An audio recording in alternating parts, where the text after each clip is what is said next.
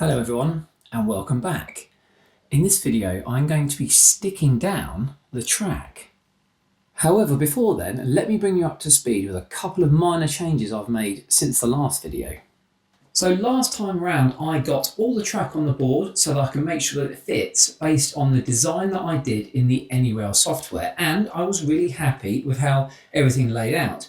As you can see, there are a couple of bits now missing, and the reason behind that is I've gone ahead and bought some FLEXI TRACK, and I want to reduce the number of joins that we have in the track.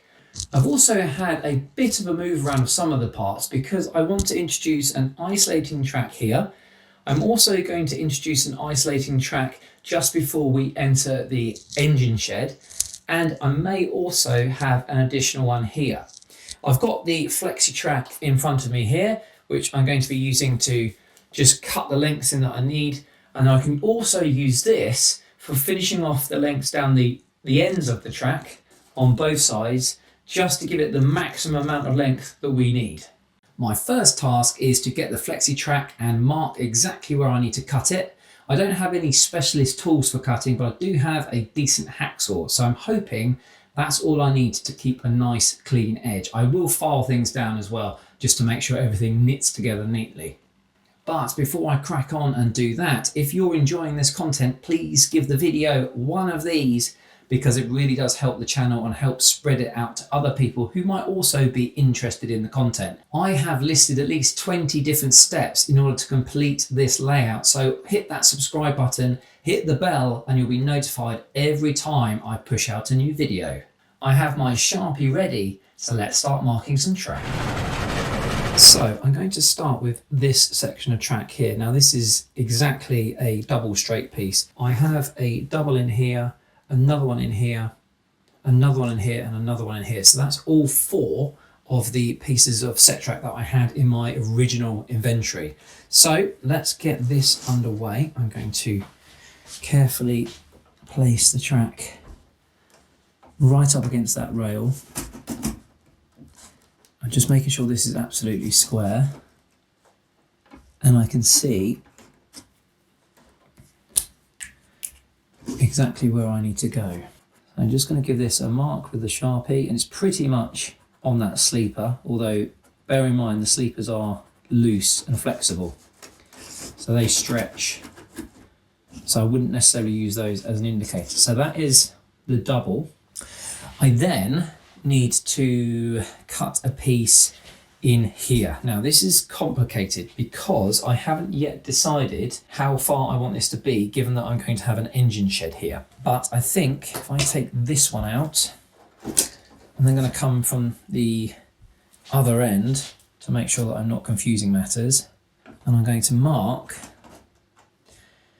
I think given the shed is going to sail over, I think I almost want another half.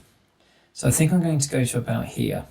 Worst case scenario, I won't glue this down, and when it comes to it later on, I will be able to move things around. Okay, the problem with FLEXI TRACK obviously is that it moves, and you can see within the rails, if you're twisting it, these rails are changing length. So it's important to get this right. Okay, I'm going to go and start cutting. I don't know if you can see that on camera. 2 marks that I've placed there. I'll go and do those. It's cold outside, sleet. It's about -2, it's freezing. But I'm sure I'll be fine. I'll see you guys in a minute. So I've got myself 2 pieces of wood. That's basically to give myself a nice flat edge to work to, but also the second one will be used to clamp down the track. So let's get this out, find my marks, which are there. And I want to keep these as aligned as possible. They've already shifted slightly, I can see that. Let's get this on top, and of course I can clean the track after, so it's not a terrible thing. I will have to cut the plastic. Got my hacksaw here, and that should do the job. Let's just bring this back. There we go, carefully, very carefully.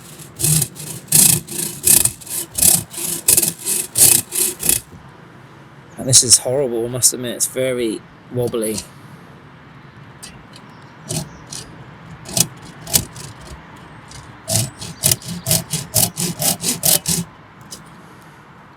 No, I'm not happy with this. I'm not happy. So this is one of those situations where I'm learning, and I'm learning that a hacksaw is not the best tool for cutting track.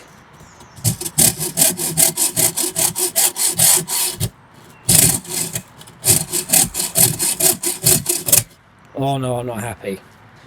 Okay, change of plan.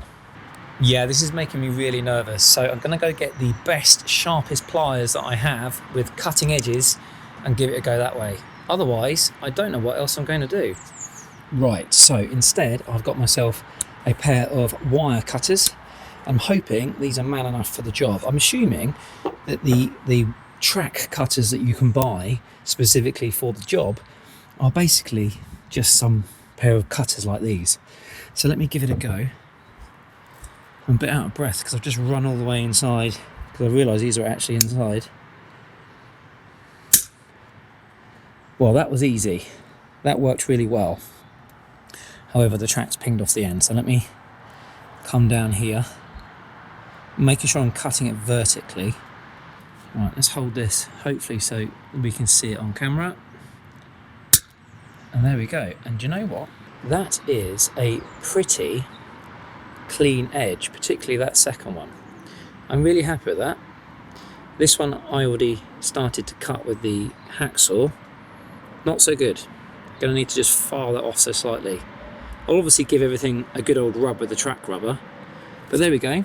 First length of track done. Let's go and see if it fits upstairs. And quite frankly, I want to get back in the warm. Oh, there we go. There is our piece of track. That was exciting, wasn't it? Venturing outside into the wild. Let me get some fish plates and I'll see if this connects in nicely.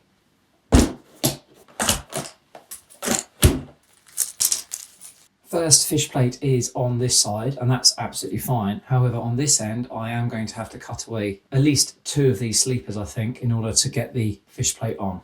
I'll quickly grab the craft knife and just cut the webbing off there and slide that off the end. I'll keep these because they will come in useful later on. Okay, so there we go. I have one complete piece of track. Let's get this into the gap here and see how things fit.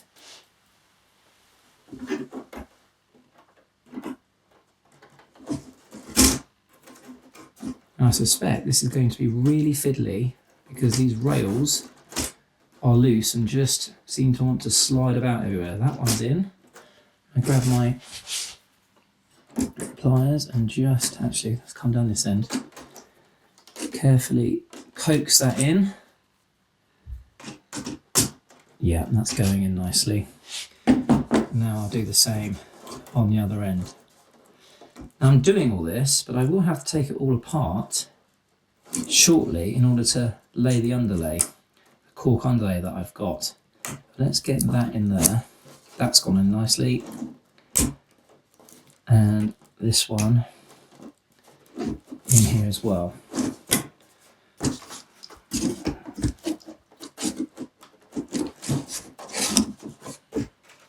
Now, what I can see is a bit of a discrepancy. Things over here are lovely and tight, as you can see. I can put some extra sleepers back underneath later, that's not a problem. But things over here are not so great. And I now realise what I've done wrong. It should be quite obvious to those of you who mark things, check twice. I didn't. So I've actually cut the wrong side of the line on this rear one here. That's a pain, but there's enough there that I should be able to get my pliers in there and snip that off. Annoyingly, it does mean taking all this back off again though. Pull this fish plate back off. Probably end up flattening it. There we go, that was easy enough. Okay, let's cut this where it needs to be. It's about there. Ping. I have no idea where that piece of track went. Fish plate back on.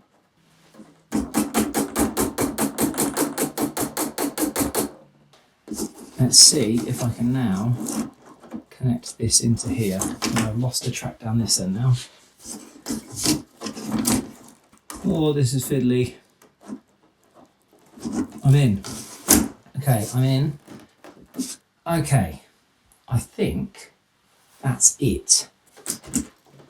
That's fine, that can be adjusted and straightened up. I've got a bit of space and slack in there, so I just need to get things arranged, but that is much better. So now I've got a nice piece of track in this area. Perfect. So that one double length of track took me about 30 minutes. Okay, I think the rest of this needs to be at double speed. Right, I have had a bit of a pause. I'm not happy with this layout. Now, I have gone through this process on anyrail. I've got the track on the board, I've tested it, I had a bit of fun last time around, admittedly potentially more fun than I should have been having, but something just isn't quite sitting right with me. Let me grab the camera and give you a closer look. Okay, I'm not happy with this line here, and the reason is because of this double level crossing. I'm trying to shoehorn this level crossing in, I think simply because it's an item that I've got in stock and I've had it in stock for a long while. I have all of the gates and the level crossing components that go with it, so obviously it has to be built up. I wouldn't be using those on this layout because this is an industrial area. We're not going to have through traffic. Equally, these road markings are fundamentally completely irrelevant. So the reason I'm not happy with this is because if you were to park a rake of wagons down here, you would never leave them over a roadway. So you'd only ever stop here. In which case, this piece of track is redundant. And any track beyond there to a buffer stop is also redundant. So I'm thinking I need to bite the bullet and just concede that I cannot use, realistically, this level crossing. It just doesn't make sense, and it's been bothering me time and time again.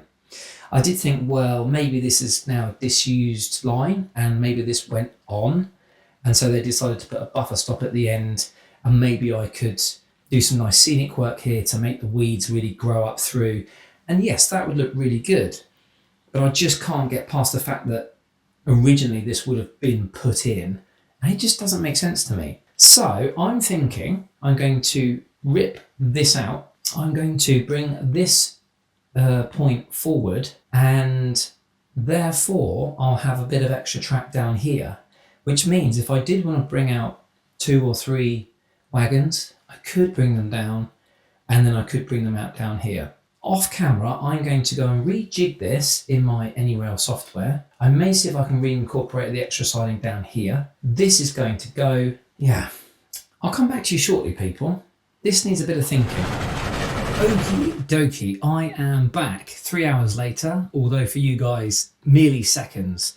I have adjusted the layout, and I'll put a little image on the screen now of how that now looks using the anyrail software. But fundamentally, what I needed to do was get rid of that crossing, as I mentioned. So we now just have one main line, which is going to run across the baseboard. I will need to do some scenics either end to kind of give the illusion that that goes off somewhere into the distance. But we have our shunting area. So we have our Inglenook shunting puzzle. That remains exactly as it was. I've now moved this set of points up. So it's now moved towards that top corner. And I've slightly changed the angle of how this works. It was a left-hand point, now it's a right-hand point. Used to come around and then it used to split off. I've now got the piece of track that I cut previously in here.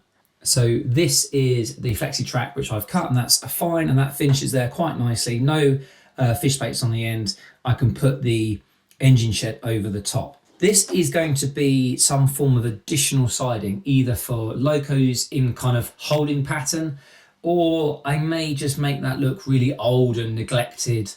Grass, weeds, bits of old metal, old rails, I don't know, but that just gives me something to kind of work on the side. In terms of this far corner, again, where I've just mentioned there's going to be some sort of tunnel mouth perhaps, or some hill or cliff face, yet to be decided. This is an additional piece of FLEXI TRACK, which I will obviously need to pin down, and then I'm going to slightly curve this into the corner. I kind of move away from just straight lines throughout the whole thing, And again, the idea being that perhaps this curves off through some form of mountainside and disappears off into the distance. And finally, I have this last small piece of FLEXI TRACK, which I'm going to place down in this corner here. And it will probably work the same as the other end in the sense that it will then kind of bend off, and I'll have probably not a tunnel mouth in this corner, but I'll probably have some form of bridge. And I think that's going to be a bit more industrial, given we're going to have the industrial buildings along the back and maybe a bridge. Maybe that will be some sort of road over the top. I don't know. It will literally just be a corner piece. So it'll be very much just scenery rather than anything functional. And this side, we're going to have rolling hills, some green, sheep, maybe some wire fences. So I think that will probably end up being a tunnel. Right, I'm going to just finish sanding the edges of these off so they're nice and square. I'm going to get that fitted. And then I am finally ready to get some cork and start putting down the underlay.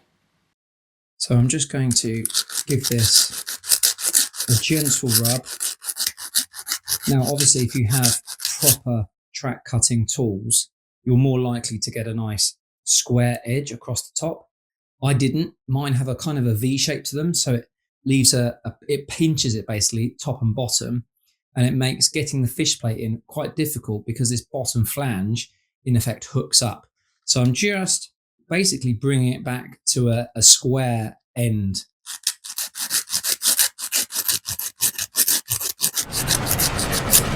First things first, quick slurp of tea. Lovely, fantastic. Okay, I need to grab a fish plate, and I've got a couple kicking around here that I've pulled off from the other end. Let me just put this on. Should slide on far more easily now, which it is. I can almost do that with my hands. Just give it a bit of a tap. There we go. And then pop up out of my chair, and I shall get this hopefully connected without too much difficulty.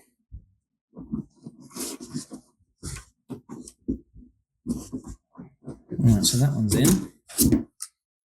Take these pliers and just give it a push. Right, perfect. Right, let's get this one in. This one's a bit more temperamental, I think, because the fish plate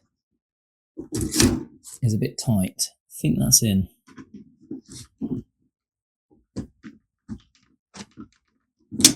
Carefully does it. A little bit more. There we go. The last thing you want to do is not be gripping these tight enough such that they slip and stab you in the finger. Because trust me, once you've done that once, you won't ever do it again. So there's a little bit of advice. I'm learning something almost hour by hour with this hobby. It's fantastic. Right, so that's where it's going to go.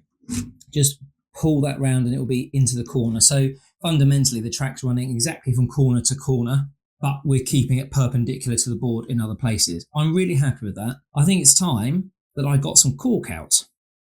Right, back to literally what I was doing right as I opened this video, which is just making sure the bulk of this track is straight and aligned, because what I will do next is grab a pencil and basically draw around the outline of the track. So just checking that everything is where I want it to be, because we're getting very close to sticking things down. Yeah, I'm happy with that. I think that is as good as it's going to be. And obviously these end pieces are going to bend, and that's fine. We shall deal with that. But as long as that main central section is dead straight, perfect. Right, I have a decent pencil, so let's start marking around the track.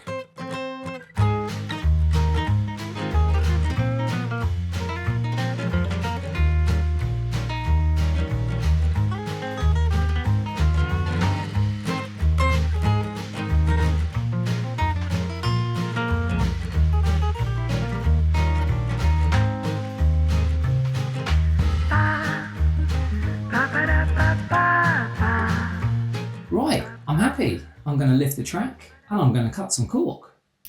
So the cork I'm going to be using is 2mm thick. It's basically a fat roll, 100mm wide, and it's a whole length of 10 meters. I think if I cut this into thirds, I should get strips just about right for the width of my track. Okay, so we can see the width of it there. If I offer up the track, you can see we've got one piece, two, and three. It's tight, but if I cut this accurately, I think I'll get 3 strips. Now, luckily, and just by luck, this ruler is exactly the right width for what I need in terms of the track and a little bit of excess for the overhang. So if I align this up perfectly, let's start with the bottom edge just so it's easier on camera. There we go. Get my craft knife. Now I suspect this may be easier with a pair of scissors, but we'll start with this. If it starts to drag, I can always go and get a pair of scissors. There we go. That was easy enough. And I will just drag this back and continue along until I've got a decent strip. Okay.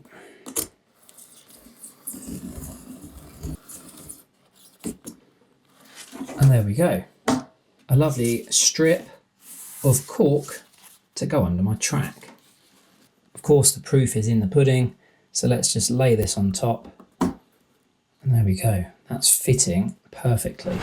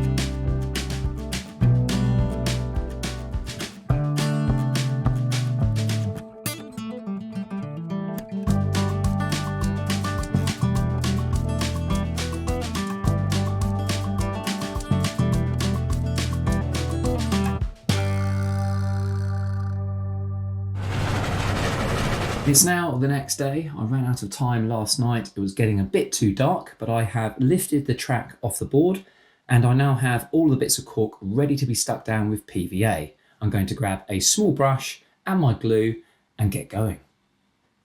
I'm going to be using the cheapest PVA I can find. This is just decorators PVA, cheap as chips, B&Q, Wicks, anywhere like that. That's absolutely fine for the job. And I've got myself a small brush, potentially a bit too small, but that's fine. I can take my time. So I'm going to start with the points cork here because I know that's perfectly set. So it's certainly not rocket science. I'm just going to blob a load of glue on there and then brush it in and then stick down the cork. I'm not too fussed if things go a bit beyond the lines. Obviously the lines are where the track boundary was and the cork itself is going to be sailing slightly past that anyway. And all of this will be covered up with paint and ballast.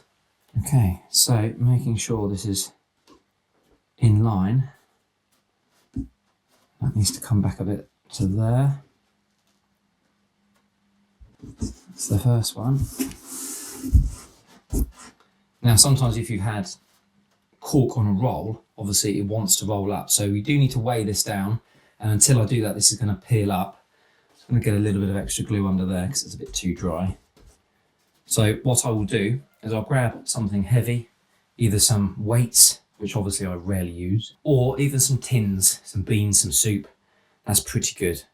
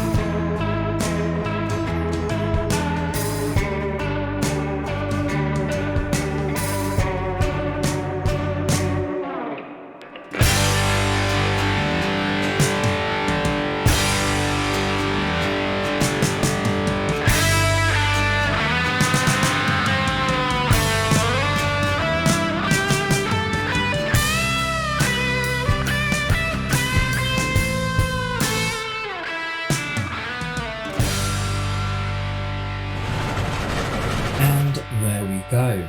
Everything is weighted down with tins. Now I prefer chopped tomatoes and a variety of beans. I think you need to keep it real and realistic and honest. If you want to go for something a bit more upmarket, like a Waitrose soup, you can do. But for me, this feels like honest man's work, chopped tomatoes and beans. Next, I'm going to be firing up my soldering iron. Things are about to get hot.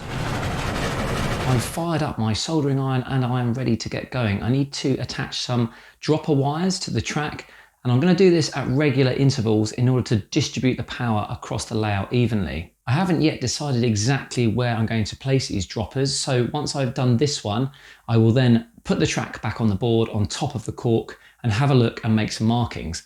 I also need to mark out where I'm going to have point motors because I am going to be wiring up some motors later on as well. So lots to see in the channel. Anyway, let's get the soldering underway. Okay, so this piece of track is one of the sidings. It's the middle one from the far left-hand side of the layout. It's still got the buffer stop on, and that's fine, but I think I may just unclip that so we know what we're working with. The end without the fish plates is obviously the end which is going to be on the edge of the board. So the reason I've chosen to start with this one is because the two sets of webbing actually has a nice gap in the middle, and that's a perfect place to actually stick some dropper wires. Now I've got some black wire here and some red wire here. Please don't ask me what gauge it is or thickness. I know it's good enough. It may well be printed on the cable, which it is, but it's so small I can't quite read that. But that is fine. I'm going to get some slightly thicker stuff for the bus wires. But what I'll do is I will wire these on. I'm going to be going with the convention that I've seen an awful lot of online, which is black to the back. In other words, when the track is this way, from an operator's point of view, black will be on this rear wire on the back and red on the front. In other words, when it's upside down, it's flipped over. So I'm going to put the red wire there and the black wire there just to remind me what I'm doing. I've got my wire clippers, so I'm going to clip and strip, give myself a good length, and then I'm going to solder this on. The soldering iron is on, that's heating up. Okay, let's get going. So I'm going to give myself a decent length here, because honestly, I don't know how much I'm going to need under the board once I get going. So if I just give myself a loop about there, get that in there, and I'll just snip, and I'll do the same roughly the similar, same sort of length for the red, keep things even. So we're going to go about there. There we go. So I'll just strip the ends of this tool, and you have a little bit of a stop there that you push your cable against, and if done correctly, it will pull and strip. Now this is too thin, so let me just tighten up the dial. First time I've used these, there we go, and we have a lovely end there. Just give that a twist, and that'll do nicely. I'll leave the other one as it is for now, so it doesn't get damaged. Let's just do the black one. I'm just going to give that another twist. Black wire in there. And there we go, a small end that we can solder. Right, so I'm going to grab a little bit of flux on this brush, which is way too soft ultimately. There we go. And drop a little bit of flux on here. Just helps the solder spread evenly across there. Let's grab a dab more. Little dab will do ya.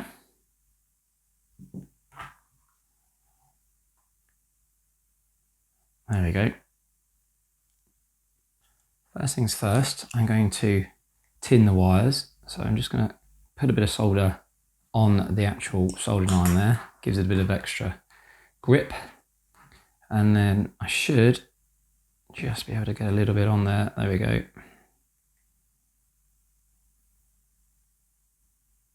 That's all we need. And I'll do the same on the black. Let's move this in. I've got my sponge here in this rather tasteful floral Christmas spice Christmas candle jar. There we go. See, waste not, want not. Right, bit of solder back on there. I'm doing this such that everyone can see, hopefully, what's going on. Just a little drag on there. There we go. Okay, so now it's a case of getting some solder onto the actual piece of track here. I'm doing this around the camera stand, which is not ideal. I'm going to heat the track up as best I can. And then I'm going to drop in a little bit of flux onto that. Okay, there's one lovely blob on there. Let's see if I can just bring that up a bit. I don't know if that's coming in on focus. So all I need to do now is do the same on the one beneath.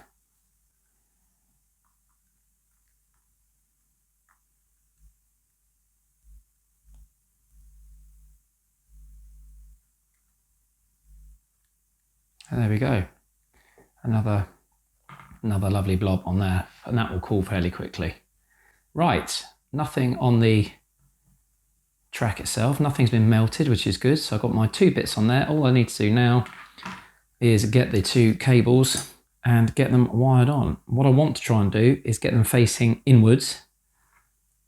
So I'm going to turn this around, and I'm going to literally lay this on top and heat the wire rather than heating the solder, and it should just get into position. Get myself a good contact between the solder. That one's on. That's really on there. Great work. So I'll just carefully pop that out of the way, reverse. Do the same with the red wire. And lay the iron on top. And there we go. Oh, I pulled it away. There we go. That's better. So there we go. We have our two wires fully connected. They're not going anywhere. Coming into the middle of the track so I can drill all the way down with a single hole, and these can then drop under the baseboard. Well, I think I'm going to leave it there. The video is already running on a lot longer than I was expecting. Next time round, I'll get the track onto the baseboard and I will start to mark out where I'm going to put all of my dropper wires and all of my wires for my point motors. I will have to get the drill out to drill some holes, but by the end of it, hopefully I will have the track properly tacked down, if not glued, and we'll be ready to move on to the next phase, which is going to be a big one, and that is all the electronics. Please do give the video a like, it really does help the channel and also helps Google push the content to other people who might also be interested. Subscribe for the next video, but until then, take care everyone, I'll see you real soon. Bye bye.